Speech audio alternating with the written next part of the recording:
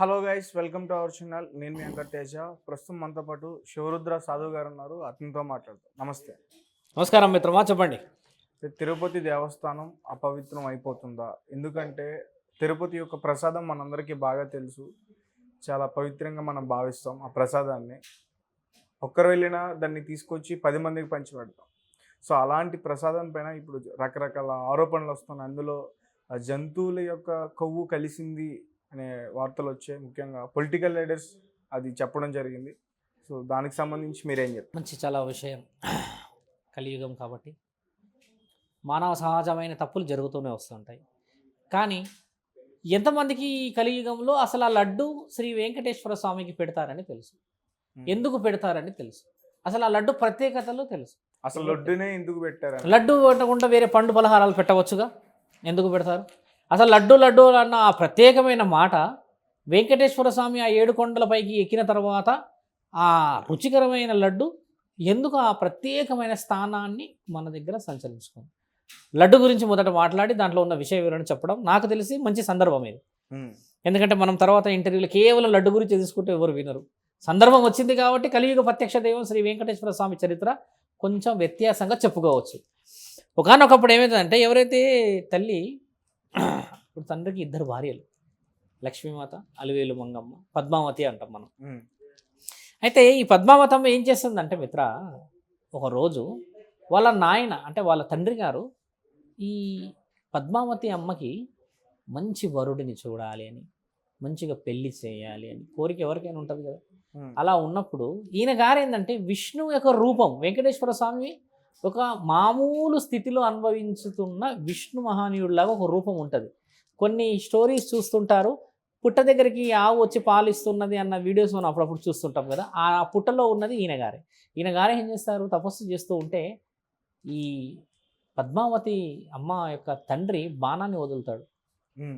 వదిలి ఆయనకి గాయం చేయాలి, ఈయనని ఏదో విధంగా ఈయన ఎవరో తెలుసుకోవాలన్న ఉద్దేశంతో వదిలినప్పుడు ఆయన కొద్దిగా గాయమైన సందర్భాన్ని ఆయన తెలుసుకొని, మమ్మల్ని క్షమించండి, మమ్మల్ని మీరు ఈ విధముగా అనుగ్రహించడానికి వచ్చారన్న సందర్భాన్ని మేము కనిపెట్టలేకపోయాము అన్న ఆ తరుణాన్ని తండ్రి విష్ణు మహాదేవుడు శపించబోతూ ఉంటాడు. కానీ శపించిపోయే ఆ తరుణాన్ని కూడా ఆయన ఆపుకొని, నేను నిన్ను ప్రతిరోజు వేధింపులకు చేయగలను అల్లుడు రూపాన, కాబట్టి నీ బిడ్డని నేను పెళ్లి చేసుకుంటే నేను ప్రతిరోజు నిన్ను, సహజంగా అల్లుడిది ఎక్కువ పైశాచికత్వం ఉంటుంది ఇక్కడ చూస్తే, మామూలని ఎదురు తీస్తుంటారు, అతను ఎక్కువ మాట్లాడితే అల్లుడు అంటేనే ఒక రకమైన రెస్పెక్ట్ అంటే వస్తుంటుంది కదా. ఇది అక్కడి నుంచి మొదలుపెట్టిన ఒక తరుణాన్ని, అమ్మని పెళ్లి చేసుకోవడానికని పద్మావతి తల్లిని ఈయన ఒక వ్యూహాన్ని రచించిన దాంట్లలో అందరూ అమ్మ విషయంలోకి వస్తే అప్పటికి పద్మావతి తల్లి పుట్టి ఉండదు. ఈ తల్లి ఈ యొక్క పుట్ట దగ్గర జరుగుతున్న ఈ క్రియాలలో అమ్మవారు ఉండరు అప్పటికి. మరో జన్మలో ఈయన పుడతాడు, ఒక జన్మలో నిన్ను సాధిస్తాను అల్లుడు రూపాన అన్న ఆ తరుణాన్ని, అప్పుడు 16 సంవత్సరాల వరకు పిల్లలే పుట్టరు ఈయన గారికి, పద్మావతి తల్లికి, వాళ్ళ తండ్రికి. పుట్టకపోతే ఒక కమలం అనే ఒక పువ్వులో, ఆ పువ్వులో ఈ అమ్మ దొరుకుతుంది ఈయనకి. ఒక చిన్న సందర్భం కూడా పెద్ద రాసి ఉంది, శివపురాణం మన ఈ విష్ణు సహస్రనామాల్లో చెప్తారు. కమలంలో దొరుకుతుంది అమ్మ పద్మావతి తల్లి. కమలం పువ్వు రూపమే కదా లక్ష్మీ స్వరూపం. ఆ పద్మావతి తల్లి ఆ కమలంలో దొరుకుతుంది ఈ తండ్రికి. దొరికితే ఈయన గారు ఆయనకి ఇచ్చే ఆ తరుణం గుర్తుకొస్తుంది, ఒక జన్మలో వరం ఇచ్చుకున్నాడు కదా. అప్పుడు ఏమవుతుందంటే మిత్ర, ఈ ఇల్లు అందరూ ఒక పెద్ద మనిషి, ఇప్పుడు నీవే ఉన్నావు, ఇంటికి వెళ్తే నీకు తినుబండారాలు అన్నీ చేస్తాం కదా. ఒక అల్లుడు వచ్చాడు అని అంటే పలు రకాలైన వంటకాలు చేస్తారు కదా ఇంట్లల్లో. అలా వస్తున్న తరుణంలో ఊర్లో ఉన్న వాళ్ళందరూ ఒక్కొక్క రకమైన వంటకాలు చేస్తారు. అమ్మ పద్మావతి తల్లి ఏం చేస్తుందంటే, ఒక లడ్డు, ఈ డ్రై ఫ్రూట్స్ అనేస్తారు, కాజు బాదాం ఇవన్నీ ఉంటాయి, అందులో అన్ని పోషకాలని కలిపేసేసి ఆ లడ్డు తయారు చేస్తుంది. అన్నీ కలిపి పలు రకాలవి చేయకుండా ఒక వస్తువుని చేస్తుంది.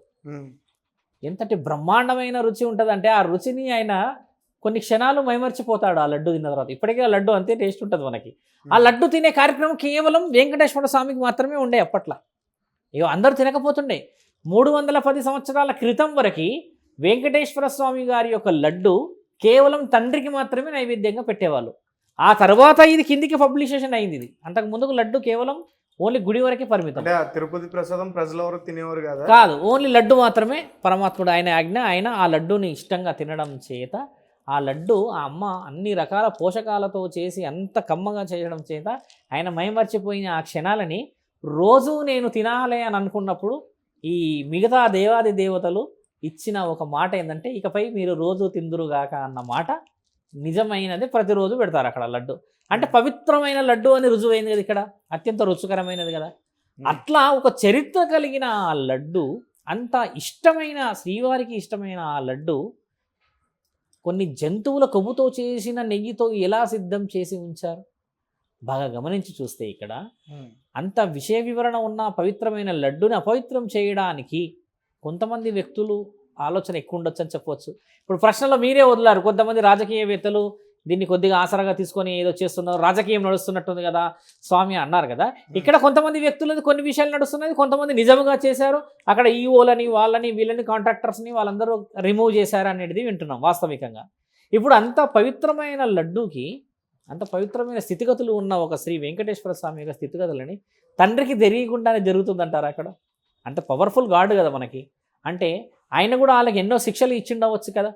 ఇప్పుడు ఈ విధంగా వీళ్ళు పట్టుబడి పోకుంటే రాను రాను రాను రాజు ఇంకేమైనా అరాచకాలు జరుగుతాయేమో అన్న ఉద్దేశంతోని ఆయన అక్కడికి ఆ విషయాన్ని ఆపిపెట్టాడు అనేది ధర్మ సందేహం.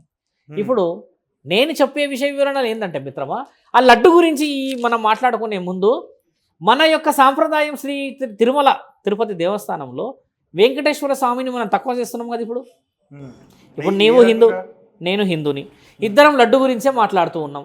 అన్య మతస్థులు అన్య దేశస్తులు మన గురించి ఏం ఆలోచిస్తున్నారు? ఇప్పుడు అక్కడ అంత పెద్ద తిరుపతి దేవస్థానము వరల్డ్ వైడ్లో 7వ స్థానంలో ఉన్న పెద్ద గుడి, అక్కడ లడ్డు గురించే అంత పవిత్రతని వాళ్ళు చూసుకోలేని వాళ్ళు మన సంస్కృతి గురించి ఎంత తక్కువ అంచనా వేస్తుండవచ్చు.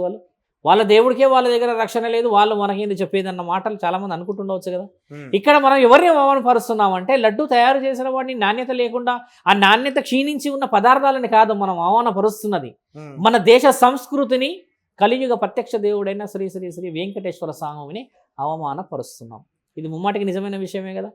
ఎందుకు మన తండ్రిని మనం అవమానపరుచుకోవాలి? ఇంత వైరల్గా వీడియోస్ ఎందుకు పోవాలి? కొద్దిగా వరకే ఆపుకొని అక్కడ వాళ్ళ అధికారులు ఏదైనా నిర్ణయాలు తీసుకోవచ్చు కదా. అలా కాకుండా ఇంతమంది చెప్పి ఇంతమంది ఇన్ని వేస్లో మాట్లాడేసేస్తే తిరుపతి లాంటి ఒక క్షేత్రంలోనే రక్షణ లేదు అని మనల్ని ఎంతమంది తక్కువ అంచనా వేస్తుండొచ్చు. అందుకని నేను చెప్పేది ఏంటంటే అది అంత వైరల్గా చెప్పుకోవాల్సిన అవసరం లేదు. ఆయన కలిపాడు, పంది కొవ్వుతో చేసిన పదార్థాలను, నెయ్యి పదార్థాలను కలిపాడు. దానికి ఆయనకు శిక్షలు ధర్మబద్ధంగా ఇస్తున్నారు కదా, అవి కూడా అయితే న్యూస్ వస్తున్నాయి కదా. అక్కడికి ఆపేయచ్చు కదా. ఇంటర్వ్యూ మాటలు మర్యాదలు ఇన్ని చేసి పోతూ ఉంటే ఇక్కడ మన దేశ సంస్కృతిని మనం తప్పుదో పట్టిస్తున్న మార్గం వెతుకుతున్నట్టే. వాస్తవంగా మీరు ఒప్పుకోండి, ఒక ఇంటర్వ్యూర్ కాకుండా సహజంగా రెస్పాండ్ అయ్యే పర్సన్ అయితే లడ్డు ప్రస్తావన కంటే ఎక్కువ తిరుపతిలో ఉన్న నా తండ్రికి బాధ కూడా జరుగుతుండొచ్చు. మరి దేవుడిని అవమానపరుస్తున్నట్టేగా మనం ఇక్కడ. మరి మనము ఇప్పుడున్న ఈ ప్రపంచంలో మతస్థులు, వేరే మతస్థులు, వేరే దేశస్థులు అందరూ గొడవపడుతున్న ఈ తరుణంలో ఒక విధంగా లడ్డు అన్న మాటని పక్కన పెడితే వెంకటేశ్వర స్వామిని తక్కువ అంచనేసినట్టేగా మనం ఇక్కడ. ఇప్పుడు ఆ తక్కువ అంచనాలు వేయకూడడం అనేది చేయకూడదు అంటున్నాను నేను. ఎందుకంటే మన సంప్రదాయం ఈరోజు మనం కొట్టుకుంటాం, రేపు కలుస్తాం, కానీ వేరే వాళ్ళు మన మీద మచ్చ పెడతారు కదా. అలా మచ్చ పెట్టే అవకాశం మనమే ఇస్తున్నట్టు కదా మిత్ర. ఎందుకు ఆ విధంగా ఎందుకు పడదు? మరి లడ్డు అనేది ఎంత పెద్ద క్షేత్రం, తిరుపతిలో ఉన్న మహనీయుడు, 7 కొండలవాడు, గోవింద అంటే పలికే మహనీయుడు, ఆయన లడ్డూలో ఏం జరుగుతుందో తెలియదా అని చెప్పి వక్రీకరించిన ఎన్ని కామెంట్లు వస్తలేవు ఇప్పుడు? ఎంతమంది పెడుతున్నారు? హిందువులు పెడుతున్నారు ఆ కామెంట్లు. గ్యారంటీ ఇవ్వగలవా మనం? ఫేక్ అకౌంట్లో పెట్టి వేరే వాళ్ళే పెడుతుండొచ్చు కదా. ఇలా మరి మనకు అవమానమే కదా. అంటే మనం ఒక చూపు దూరము చూడడానికి ఒక కన్ను మూసుకుంటున్నాము, మళ్ళీ తెరిచి ఇంకొకరిని చూడడానికి ఈ కన్నును పొడుచుకుంటున్నాము. ఎవరో చేసిన తప్పు కాదు, చేసిన వ్యక్తులు కూడా ఉన్నారు, ధర్మానికి చెందిన వాళ్ళే కదా. హిందూ ధర్మానికి చెందిన వాళ్ళే. ఆ తిరుపతి దేవస్థానంలో మాక్సిమం అందరూ హిందువులే ఉంటారు, అందరు హిందువులే ఉన్నారు కదా. లాభానికి కలిపారో నష్టానికి కలిపారో అది ఈవోలు ఆ యొక్క టెంపుల్ జడ్జిమెంట్ వరకే ఉండాలి కదా. అది బహిర్గతం అయ్యిండడానికి గల కారణం ఎవరు మరి? అంటే అదొక స్ట్రైకింగ్ పవర్ ఉన్న టెంపుల్ కాబట్టి అక్కడ నుంచి మీరు అన్నట్టుగానే ప్రబోద్బలం అది. అంటే ప్రభుత్వాలు మారినాయి కాబట్టి కొన్ని విషయ వివరణలు చూపించక తప్పదు. గతంలో ఏం జరిగినాయి, ఇప్పుడు ఏం జరగబోతుందని చూపిస్తున్నారు. అది మంచిదే, మనకు అలా చూపించడం కూడా మంచిది. ఎందుకంటే అన్యాయం జరిగిందని న్యాయం చేస్తున్నారు, ఆ న్యాయం అందరికీ పవిత్రంగా పోతుంది. కానీ ఇంతమంది మనోభావాలను ఇప్పుడు ఎలా వెనక్కి తీసుకురాగలము? లడ్డూని మార్చగలవు నువ్వు, చాలా పవిత్రమైన నెయ్యితో ఇక లడ్డూలు మొదలైనాయి. నిన్న నుంచి మొన్న నుంచి చాలా ఫ్రెష్గా చేస్తున్నారు. ఈ మనసులో ఉన్న ఈ ఆ పందితో చేసిన కొవ్వుతో చేసిన ఆ నెయ్యి అనేది ఎలా తీయగలవు? తిన్నారా స్వామి రీసెంట్ గానా తిరుపతి ప్రసాదం తిన్నారా మీరు? నేను తిరుపతి ప్రసాదం తినలేదు. దగ్గర దగ్గర నాకు తెలిసి ఒక 30-40 డేస్ క్రితం తిన్నా. ఈ మధ్య కాలంలో తినలేదు. అప్పుడు మీకు ఎలా అనిపించింది అంటే? చాలా రుచికరంగానే ఉంది. పవిత్రమైన స్థలంలో విషం కూడా అమృతంలానే ఉంటుంది కదా, నేను చెప్తుంది అదే మీకు. అది ఒకవేళ విషం అయినుంటే ఓహో, అంటే మీరు ఏం చెప్తున్నారు ఇప్పుడు? ఒకవేళ ఇప్పుడు అందులో కలిసిందో కలవలేదో తెలీదు ఎవరికి క్లారిటీగా. అవును, రిపోర్ట్స్ రావాలి బయటికి వస్తాయి రిపోర్ట్స్. కల్తీ జరిగింది అక్కడ. తిన్న హిందువులు ఎవరు కూడా బాధపడొద్దు అని చెప్తున్నారా? అలా ఏం లేదు. తిన్న హిందువులు బాధపడాల్సిన అవసరం లేదు. అంటే అనారోగ్యం దెబ్బతింటే హిందువులే వచ్చి చెప్పారు. మీరే అంటున్నారు కదా ఆ పవిత్రమైన స్థానం నుంచి వచ్చింది, పవిత్రమైన స్థలం నుంచి వచ్చింది కదా, నా ఆరోగ్యం అయితే పాడగాలే కదా. అలా ఎంతమంది ఆరోగ్యాలు పాడైనాయి ఈ రోజు లడ్డు గురించి చెప్పండి మీరే. Registered number of registration. అక్కడ అపవిత్రంది కల్తీ జరిగింది మిత్ర, కల్తీ జరిగింది, న్యూస్ వచ్చింది. కానీ ఎవరికైతే ఆరోగ్యం దెబ్బ తినలేదు కదా, అంటే ఆయన గారి కృప ఉన్నదని అర్థం కదా వెంకటేశ్వర స్వామిది. మీరు అన్నట్టుగా తినగానే ఎవరికైనా ఏమన్నా ఆరోగ్య పరిస్థితి దెబ్బ తినంటే అక్కడ దేవుడు లేడు, అందులో కల్తీ జరుగుతుందన్న విషయాన్ని ఒప్పుకోవచ్చు. ఆయన ఉన్నాడు కాబట్టి మనల్ని రక్షించుకోగలిగిండు. దేవుడి దయతోనో లేకపోతే ఆయన గారి అనుగ్రహంతోనో ఒక వ్యక్తుల్ని పట్టుబట్టారు. ఈ విధంగా కలుపుతున్నారు నాణ్యత లేనిదాన్ని పట్టుబట్టిన తర్వాత నాణ్యమైన చేస్తున్నారు. ఇప్పుడు ఇది కూడా పవిత్రంగా ఆయన అనుమతే ఉంది కదా. అంటే నేనేమంటున్నా, లడ్డు అన్న ప్రస్తావనతోని వెంకటేశ్వర స్వామిని మనం కుండ దింపుతున్నాము అంటున్నా. ఇప్పుడు లడ్డు అన్నది ఇంత టాపిక్ మనం మాట్లాడతాం. స్వామి లడ్డు ఒకటి 200 గ్రాములు స్వామి, అది దాని మినిమం సైజ్. ఒకప్పుడు ఎంత పెద్దగా ఉండేది, ఇలా తగ్గుతూ ఇంత వచ్చాయి. అలా తగ్గుతూ అదే మరి లాభం నష్టం అనేది. ఇప్పుడు పందిరిలో వచ్చే పబ్లిక్ అంతా పెరిగితే మజ్జిగల నీళ్ళు ఎలా కలుస్తాయి? మరి ఇలాగే మజ్జిగే కనబడుతుంది తెల్లగా, కానీ అందులో నాణ్యత లోపం ఉంటుంది కదా. ఇదే నాణ్యత లోపం. ఇప్పుడు ఎక్కువ మంది భక్తులు వచ్చేసి ఎక్కువ కోరికలు కోరుకుంటూ వచ్చేసరికి సంపద కూడా అంతే, సంపద అంతా ఉంది. అంటే ఆ సంపద మనం ఇచ్చింది, మనం ఆయన కోరుకున్న కోరికలు. సంపదకి మరి ఇప్పుడు లడ్డు సైజు ఇంత పెడితే నువ్వు తినేది గింతేగా, నీ నోట్లకు పోయేది తీసుకొచ్చి పెడతాం మాత్రం. కానీ అలా తీసుకుపోయే రిస్ట్రిక్షన్స్ లేవు మిత్ర. ఒక పవిత్రమైన అసలు యాక్చువల్లీ ఒక కుటుంబానికి ఒక లడ్డు ఇవ్వాలి. అసలు అది ఎవరికి ఇచ్చే లడ్డు కూడా కాదు నాయన. మనం మాట్లాడితే అది ఓన్లీ వెంకటేశ్వర స్వామి తినే లడ్డే అది. ఇప్పుడు పద్మావతి అమ్మ చేసింది ఆయన కోసమే, ఆయన తినాలనే చేసింది అంతే. దాన్ని మెచ్చుకొని తినేసి ఇక ఇట్లనే పెద్దోళ్ళందరూ నిర్ణయించి ఎంతో పోషకాల విలువ ఉన్నది కాబట్టి పవిత్రమైన స్థలంలో ఉంది కదా, అందరు తినవచ్చు అని ప్రచారం తీసుకొచ్చి పంచడం మొదలుపెట్టారు. ఇప్పుడు అక్కడ గుండు, నీవు వెళ్తావు తిరుపతి గుండు చేసుకుంటావు, వేరే వాళ్ళు వెళ్తారు గుండు చేసుకుంటారు. అసలు గుండు చేసుకునే తరుణం ఎవరికన్నా తెలుసా మిత్ర? అడిగి చూడండి. అసలు గుండు చేసుకునే తరుణం, తండ్రికి ఒకరోజు గాయం జరిగినప్పుడు ఈ ఇప్పుడు ఏదైతే తల నీలాలు అంటారు, ఈ నీల అమ్మవారు ఏం చేస్తారంటే నీలాద్రి అంటారు. ఆవిడ తండ్రి యొక్క గాయాన్ని చూసి చలించిపోయి ఆ దేవకన్య, తండ్రికి అలాంటి దెబ్బ తగిలితే ఇంత అండగాడికి రక్తం ఇక్కడ నుంచి వచ్చి ఎలా నెత్తికి అది అవుతుందని చెప్పి ఈవిడ ఎంటికలు 3 కత్తెరలు అంటే ఇట్లా కట్ చేసి తీసి ఆ ఎంటికలు పెట్టినప్పుడు తండ్రి ఎంతో ఆనందపడతాడు. నా మొహానికి ఎంతో అందం వచ్చింది మీరు పెట్టిన ఈ కేశఖండలతో, నాకు ఎంతో ముచ్చటంగా నచ్చింది, ఇది రోజు నేను ఇలా పెట్టుకోవాలనుకుంటున్నాను అని అనుకుంటాడు తండ్రి. ఇలా కొన్ని మంచి పద్ధతులు జరిగాయి, చెడ్డు పద్ధతులు జరిగాయి. అలా వచ్చింది ఈ నీళ్ళల్లో. ఈరోజు తిరుపతిలోకి వెళ్ళేసి తండ్రి అలా నెట్టికి పెట్టుకున్న హెయిర్స్ ఏదైతే ఉంటుందో మిత్ర, నెక్స్ట్ డే ఉండదు మళ్ళీ ఆయనకి.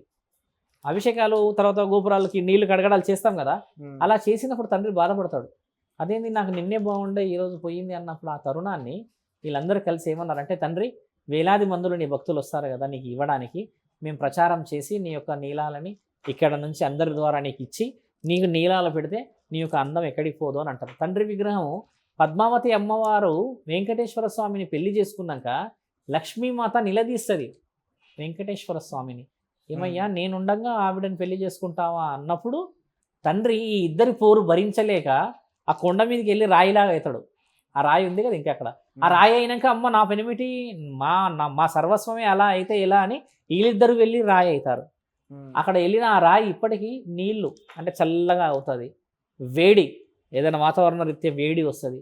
తండ్రికి చెవు పెట్టి ఇంటే మహాసముద్రము చప్పుడు వస్తుంది అని చెప్పి నేను కూడా వీడియోలు విన్నాముగా మనం ఇంతకు ముందుకు. ఇదంతా నిజముగా మీరు ఎప్పుడైనా ఎక్స్పీరియన్స్ చేశారా? మేము అందులోకి వెళ్ళలేము, ఎందుకంటే అందరినీ అనుమతించరు కదా. ఒక పవిత్రమైన విగ్రహాన్ని ఆహా, అంత తగిలే అంత స్థితికి తీయకూడదు.